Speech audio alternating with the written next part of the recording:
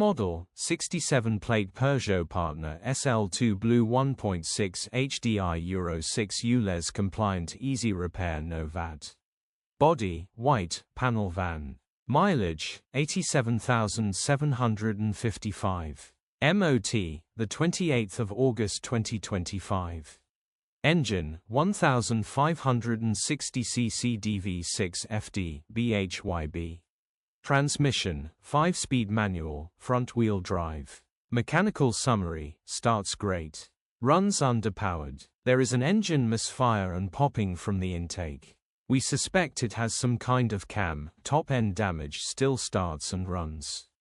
Maybe an easy repair, grin. Condition summary, bodywork is in decent, average condition reflects the age and mileage of the vehicle. Interior is in decent, average condition still more than comfortable. Rear load area is in decent, average condition, genuine honest work van. Features, 1 former keeper, part service history, parking sensors, electric windows. EU status, Euro 6. HPI, clear. Click the link in the description for pictures and more info.